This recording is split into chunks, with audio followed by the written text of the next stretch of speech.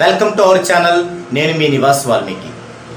క్రితం వీడియోలో చూసినట్లయితే మనం ఒక వ్యక్తికి డేట్ ఆఫ్ బర్త్ తెలియకపోతే అతను కొన్ని క్లూస్ తెలుసుకోవడం ద్వారా అవి నాకు పంపించినట్లయితే అతని యొక్క డేట్ ఆఫ్ బర్త్ని నేను పర్టికులర్గా కనుక్కొని వారికి పంపించడం జరుగుతుంది అని చెప్పి ఉన్నాను.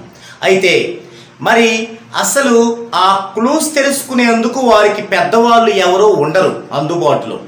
అంటే అమ్మ నాన్న పెద్ద నాన్న అక్కయ్యలు అన్నయ్యలు ఎవ్వరూ లేరు. ఒకవేళ ఉన్నా వారికి కూడా తెలియదు. ఇప్పుడు ఇతని యొక్క డేట్ ఆఫ్ బర్త్ని మనం ఎలా కనుక్కోవచ్చు అనేది ఈరోజు చూద్దామండి.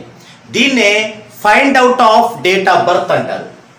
Find out of date of birth, పుట్టిన తేదీని కనుగొనడం. ఎలా కనుక్కోవచ్చు అంటే మొదటగా సింపుల్గా ఒక వాక్యంలో చెప్తాను ఎలా కనుక్కోవచ్చు. మీరు గనక 10 ఏళ్ల వయసులో ఒక న్యూమరాలజిస్ట్ని కలిసి మీ యొక్క బేసిక్ చార్ట్ వేయించుకొని మీకు ఏ ఏ సంఘటనలు ఎప్పుడెప్పుడు జరుగుతాయో తెలుసుకున్నట్లయితే మీ వివాహం పలాని సంవత్సరంలో జరుగుతుంది, మీ మొదటి సంతానం పలాని సంవత్సరంలో పుడతారు. ఇలా మనం ఒక పర్టికులర్గా పాయింట్ ఆఫ్ టైంలో క్యాలిక్యులేషన్ ద్వారా నిర్ణయించవచ్చు.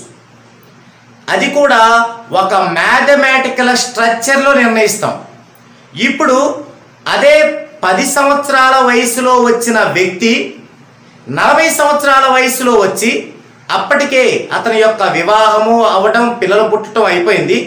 40 సంవత్సరాల వయసులో మన దగ్గరకు వచ్చి నాకు డేట్ ఆఫ్ బర్త్ లేదు అన్నప్పుడు, ఒకప్పుడు 10 ఏళ్ల వయసులో వస్తే తనకున్న డేట్ ఆఫ్ బర్త్ ద్వారా మనం 1 by 1 సంఘటనలు ఎలా కనుక్కున్నామో అదే మ్యాథమెటికల్ స్ట్రక్చర్ని రివర్స్లో వేసుకుంటూ వస్తే అతని యొక్క మ్యారేజ్ డేటు, అతని యొక్క పిల్లల డేటుల యొక్క చార్టుల నుండి రివర్స్లో వేసుకుంటూ వస్తే ఇతని యొక్క డేట్ ఆఫ్ బర్త్ వస్తుంది.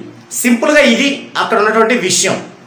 ఇప్పుడు దాన్ని కొంతమేర మీకు వివరించే ప్రయత్నం చేస్తాను. అంటే కొంతమంది నేర్చుకుంటున్న సబ్జెక్టుని డీప్గా నేర్చుకుంటున్న వారి ఉపయోగార్థం దీన్ని చెప్పడం జరుగుతుంది. అంటే జనరల్గా ఎక్కువ మందికి ఇప్పుడు నేను చెప్పబోయేది లిటిల్ కన్ఫ్యూజన్ని గురి చేస్తుంది. కానీ ఇందులో బాగా డీప్గా వెళ్తున్న వారికి కొంత బెటర్గా ఉంటుందన్నమాట. సరే, ఏదేమైనా find out of date of birth అనే సర్వీస్ని నేను ఎలా చేస్తానో మీకు తెలియజేస్తాను. ఓకే, ఇక టాపిక్లోకి వెళ్దామండి. ఇప్పుడు ఒక పర్సన్ నాకు అసలు డేట్ ఆఫ్ బర్త్ లేదు, మీరు చెప్పినట్టుగా ఏమన్నా క్లూస్ అడగాలంటే దానికి సంబంధించిన మనుషులు కూడా అందుబాటులో లేరు.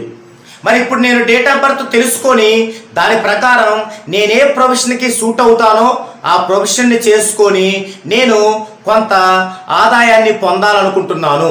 లేదా నా డేట్ ఆఫ్ బర్త్ తెలుసుకొని నా డేట్ ఆఫ్ బర్త్ నుంచి నా పిల్లలకి ఏదన్నా ఇబ్బంది ఉందా, లేదా నా డేట్ ఆఫ్ బర్త్ ద్వారా నా పిల్లలకి ఏదన్నా ప్రయోజనం చేకూరుతుందా, నా డేట్ ఆఫ్ బర్త్ ద్వారా నా ఫ్యామిలీకి ఏదన్నా ఉపయోగం ఉందా అనే విషయాలని నేను తెలుసుకోవాలనుకుంటున్నాను.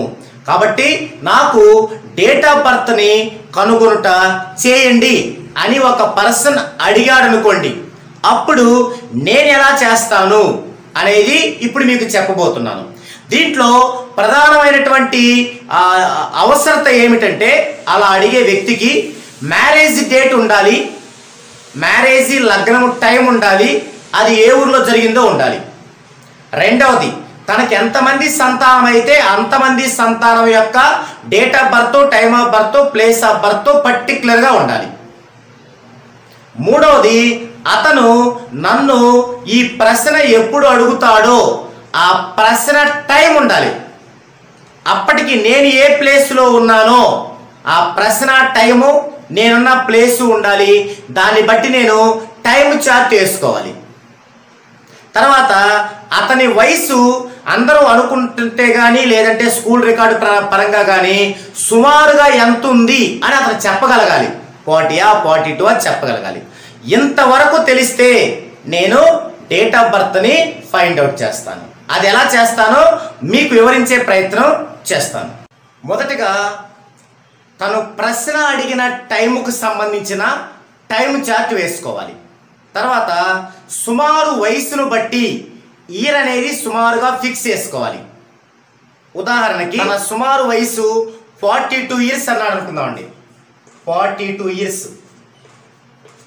ఇప్పుడు నేనేం చేసుకుంటాను, ఇయర్ని ఎలా ఫిక్స్ చేసుకుంటాను, 2020లోంచి 42ని మైనస్ చేసుకుంటాను.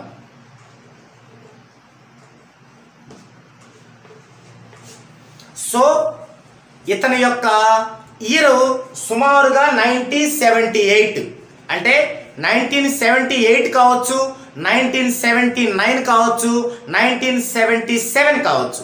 అంటే ఇలా ఫిక్స్ చేసుకున్న ఇయర్కి 1 సంవత్సరం అటు ఇటుగా ఉంటుంది, అది ముందు ముందు వస్తుంది. నెక్స్ట్ అతను ప్రశ్న టైంకి నేను టైం చార్ట్ వేసుకున్నాను కదా, ఆ టైం చార్ట్ నుంచి రూలింగ్ గ్రహాలను తీసుకుంటాను. అంటే లగ్నానికి సంబంధించి 4 గ్రహాలు, లగ్నం సబ్ లార్డు, స్టార్ లార్డు, రాశి లార్డు. రాశికి సంబంధించి 2 గ్రహాలు, రాశి యొక్క స్టార్ లార్డు, రాశి యొక్క రాశి లార్డు. నెక్స్ట్ డే యొక్క ఒక గ్రహం అంటే డే లార్డు. ఇలా రూలింగ్ గ్రహాలు 7ంటిని నేను క్యాలిక్యులేషన్ చేసుకుంటాను. ఇప్పుడు ఇయర్ కనుక్కోవాలి ఫస్ట్ నేను ఏదని. దీనిని గురువు ద్వారా కనుక్కుంటాం ఇయర్ని. ఎలా? గురువు గనక ప్రశ్న జాతకములో ఎవరి చేత చూడబడుచున్నాడో ఆ గ్రహాలను నిర్ణయించాలి ఫస్ట్. ఉదాహరణకి మనం XYZల చేత చూడబడుచున్నాడు అనుకుందాం. గురుని నక్షత్రంలో ఇంకా ఎవరున్నారో వారిని కూడా తీసుకోవాలి మనం.